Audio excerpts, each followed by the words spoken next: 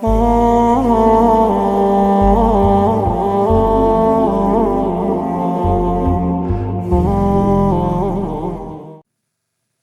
আলাইকুম ওয়া রাহমাতুল্লাহি ওয়া বারাকাতুহু। বিসমিল্লাহ আলহামদুলিল্লাহ ওয়া সালাতু ওয়া সালামু আলা রাসূলিল্লাহ সুম্মা আম্মা বাদ।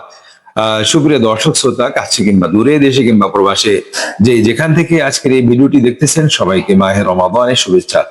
শুরু করতে যাচ্ছি রমজান বিষয়ক নিয়মিত দারসুস সিয়াম। আজকের পর্বে আমরা আলোচনা করব যে একজন বান্দা যখন আল্লাহ রাব্বুল আলামিনের কাছে দোয়া করবে, এই দোয়াটা আল্লাহ কবুল করে থাকেন, তবে বেশ কিছু প্রতিবন্ধকতা আছে। সেই প্রতিবন্ধকতাগুলো কি কি? এক কথায় আমরা বলতে পারি যে দোয়া কবুলের প্রতিবন্ধকতা সমূহগুলো। সুপ্রিয় দর্শক শ্রোতা, আমরা আল্লাহর কাছে দোয়া করি, দোয়া করার পরে আমরা ভাবি যে আল্লাহ মনে হয় আমাদের দোয়া কবুল, মানে আমাকে আল্লাহ রাব্বুল আলামিন আমাদের প্রতিদান দিচ্ছে না কেন, বা আল্লাহ রাব্বুল আলামিন আমাকে পছন্দ করেন না কেন, বা এরকম ইত্যাদি প্রশ্ন আমাদের মনে ঘুরপাক খায়। কিন্তু আসলে আমাদের দোয়াগুলোই যে আল্লাহ রাব্বুল আলামিন কবুল করছে না, বেশ কিছু কারণে। এই কারণগুলো আমরা জানবো। এক নম্বর কারণ হচ্ছে যে আপনি আল্লাহর কাছে যতই দোয়া কবুল করেন না কেন, দোয়া করেন না কেন, আল্লাহ রাব্বুল আলামিন আপনার দোয়া কবুল করবেন না। কারণ হচ্ছে আপনার খাদ্য যদি হারাম হয়। সুতরাং এক নম্বর প্রতিবন্ধকতা হচ্ছে হারাম খাদ্য ভক্ষণ করা। এ মর্মে আবু হুরায়রা থেকে একটা হাদিস বর্ণিত আছে। রাসূল সাল্লাল্লাহু আলাইহি ওয়াসাল্লাম বলেন যে ইন্নাল্লাহা তাইয়্যিবুন লা ইয়াকবালু ইল্লা তাইয়্যিবান। আল্লাহ রাব্বুল আলামিন নিজেই পবিত্র, সুতরাং আল্লাহ রাব্বুল আলামিন যেটা গ্রহণ করে থাকে সেটা পবিত্র হওয়া লাগবে। কারো হারাম বা কারো কেউ হারাম খেয়ে আল্লাহকে যে ডাকবেন, সেটা হবে না, অর্থাৎ আল্লাহ রাব্বুল আলামিন তার দোয়াটা কবুল করবে না।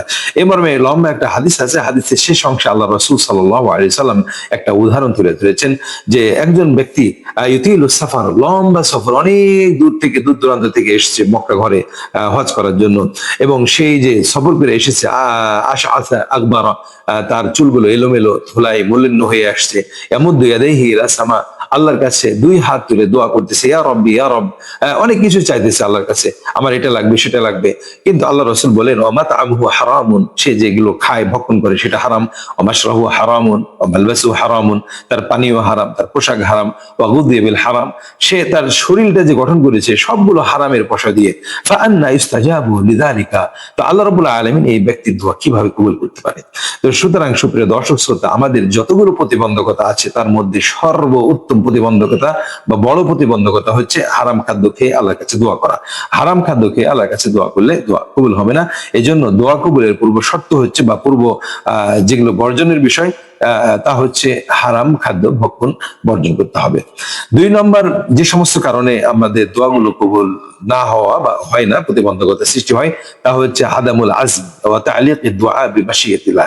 মানে আমরা আল্লাহর কাছে দোয়া করতেছি, মানে আমাদের খেল মানে তামাশা অনুযায়ী, দোয়ার মধ্যে কোনো মানে দৃঢ়তা নাই, এবং আল্লাহর উপরে ইখতিয়ার ছেড়ে দেই। এই মর্মে একটা হাদিস এসেছে, ইমাম বুখারী মুসলিম নিয়ে আসছেন। রাসূল সাল্লাল্লাহু আলাইহি ওয়াসাল্লাম বলেন যে তোমাদের কেউ যদি এরকম না দোয়া করে, আল্লাহুম্মা গফিরলি ইন শি'তা, আল্লাহ আপনি আমাকে ক্ষমা করেন যদি আপনি চান, আপনি আমাকে দয়া করেন যদি আপনি চান, না এরকম নয়। আল্লাহর কাছে চাইতে হবে আপনি চান আমাকে দিয়েন, এরকম নয়, বরং চাইতে হবে আমার প্রয়োজন, আল্লাহ আপনি আমাকে দেন, এরকম দৃঢ়তা নিয়ে দোয়া করতে হবে। তো দৃঢ়তা যদি না থাকে তাহলে সেই দোয়াগুলো কবুল হয়ে থাকে না। তিন নম্বর হচ্ছে দোয়ার মধ্যে যদি পাপের গন্ধ থাকে, পাপ বা আত্মীয়তা, মানে আত্মীয়তা সম্পর্ক মানে ছিন্ন হওয়ার যদি দোয়া হয়, সেক্ষেত্রে হবে না। উদাহরণস্বরূপ বলি যে একজন চুরি করতে যাচ্ছে, সারা রাত তাহাজ্জুদ পড়ে আল্লাহর কাছে দোয়া করলেন, আল্লাহ আমি চুরি করতে যাচ্ছি, আমি যাতে ধরা না পড়ি। এই সমস্ত দোয়াগুলো আল্লাহ রাব্বুল আলামিন কবুল করবে না। এই মর্মে ইমাম মুসলিম একটা হাদিস নিয়ে এসেছেন যে আল্লাহ দোয়া কবুল করে থাকেন যতক্ষণ পর্যন্ত সে দোয়াটা পাপের জন্য বা আত্মীয়তার সম্পর্ক ছিন্ন করার জন্য না হয়ে থাকে। চার নম্বর হচ্ছে সৎ কাজের আদেশ এবং অন্যায় থেকে মানুষকে এবং অসৎ কাজ থেকে মানুষকে বিরত রাখা। এটা যদি আমরা ছেড়ে দিই তাহলে আমাদের দোয়াগুলো কিন্তু কবুল হবে না। এই মর্মে ইমাম তিরমিজি একটা হাদিস নিয়ে এসেছেন, হাদিসটি হাসান। রাসূল সাল্লাল্লাহু আলাইহি ওয়াসাল্লাম সেখানে বলেছেন যে কোনো ব্যক্তি যদি সৎ কাজের আদেশ এবং অসৎ কাজ থেকে মানুষকে বিরত মানে নিষেধ না করে, আর সে যদি দোয়া কবুল করে থাকে, সেই দোয়াগুলো আল্লাহ রাব্বুল আলামিন শুনবেন না। 5 নম্বর যে প্রতিবন্ধকতা, মানে আল্লাহর কাছে দোয়া করবে নিরাশ হয়ে, হয়তো দিতে পারে বা নাও দিতে পারে, বা বিশ্বাসের মধ্যে ত্রুটি যদি থাকে, তাহলে সেই দোয়াগুলো আল্লাহ রাব্বুল আলামিন কবুল করবে না। এই মর্মে ইমাম তিরমিজি একটা হাদিস নিয়ে এসেছেন, সেখানে আল্লাহ রাসূল সাল্লাল্লাহু আলাইহি ওয়াসাল্লাম বলেন ওয়া'লামু আন্নাল্লাহা লা ইস্তাজিবু দুআআন মিন কলবিন গাফিলিন লাহিন, গাফিল অন্তর, মানে মনের মধ্যে দৃঢ়তা নাই, বিশ্বাস নাই, এমন ব্যক্তির দোয়া আল্লাহ রাব্বুল আলামিন কবুল করে থাকবে না। 6 নম্বর প্রতিবন্ধকতা হচ্ছে আদামু হুদুরুল কলব, যদি দোয়ার ক্ষেত্রে মানে হৃদয়টা অনুপস্থিত থাকে, মানে আপনি হাত তুললেন, এমনি বলে দিলেন, কিন্তু আপনি কি বললেন নিজেও জানেন না, এরকম দোয়া হলে পরে আল্লাহ রাব্বুল আলামিন সেই দোয়াগুলো কবুল করবেন না। 7 নম্বর হচ্ছে আল ইস্তিজালু ফি দুআ, তোড়জোড় করা। তোড়জোড় যদি করেন দোয়ার ক্ষেত্রে, সেক্ষেত্রে আল্লাহ রাব্বুল আলামিন দোয়াগুলোকে কবুল করবেন না। এবার ইমাম বুখারী এবং মুসলিম হাদিস নিয়ে আসছেন। 8 নম্বর হচ্ছে আল ইতিদাউ ফি দুআ, মানে এমন অসম্ভব বিষয় আপনি চাইলেন আল্লাহর কাছে যেটা সম্ভব নয়। এখন আপনি দোয়া করতেছেন, আল্লাহ আমি আকাশে উঠতে চাই, আল্লাহ আমার দুটো পাখা দিয়ে দেন। তো এরকম মানে দোয়ার মধ্যে সীমা লঙ্ঘন যাতে না থাকে, সীমা লঙ্ঘন হলে পরে আল্লাহ রাব্বুল আলামিন সেই দোয়াগুলো কবুল করে থাকেন না। 9 নম্বর বিষয় হচ্ছে তাওয়াসসুল শিরকি ওয়াল বিদঈ।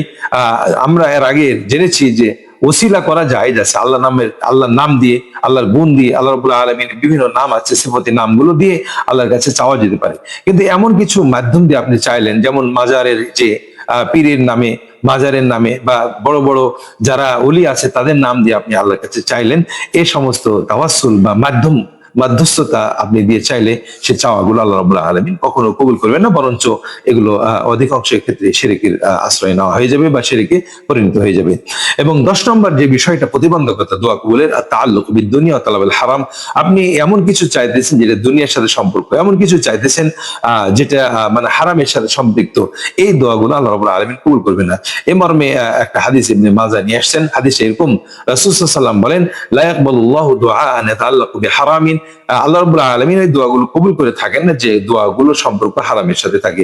ওয়ালা বিশাইইন ইফসিদু দীনাল আবদি, আর এমন কিছু বিষয় যে সম্পর্ক মানুষের দিন ধ্বংস করে দিবে, এমন কিছু যে দোয়াগুলো বান্দা করে থাকে। সুতরাং সুপ্রিয় দর্শক শ্রোতা, আমরা অনেক সময় হতাশায় ভুগি যে আমি এত দোয়া করতেছি, আমাদের দোয়াগুলো আল্লাহ কবুল করছেন না কেন? যতগুলো কারণ আমি বললাম, এগুলোই দেখবেন আপনার জীবনে পড়ে রয়েছে। অর্থাৎ আমাদের এই কারণগুলো আমাদের মধ্যে ঘটে যায়, যার কারণে আমাদের দোয়াগুলো কবুল হয় না। সুতরাং এই জিনিসগুলো আমাদেরকে বর্জন করতে হবে, অর্থাৎ আমাদের দোয়া কবুল হওয়ার যে প্রতিবন্ধকতা আছে এগুলোকে পরিহার করতে হবে এবং এই বিষয়ে সজাগ থাকতে হবে, সতর্ক থাকতে হবে।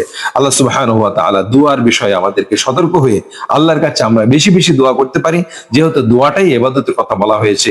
আল্লাহ রাব্বুল আলামিন আমাদেরকে বেশি বেশি দোয়া করে ইবাদত বেশি বেশি করতে পারি, দোয়ার মাধ্যম দিয়ে এরকম তৌফিক আমাদেরকে সবাইকে দান করেন। আল্লাহুম্মা আমিন। ওয়া আখিরু দাওয়ানা আলহামদুলিল্লাহি রাব্বিল আলামিন। ওয়াসসালামু আলাইকুম ওয়া রাহমাতুল্লাহি ওয়া বারাকাতুহু।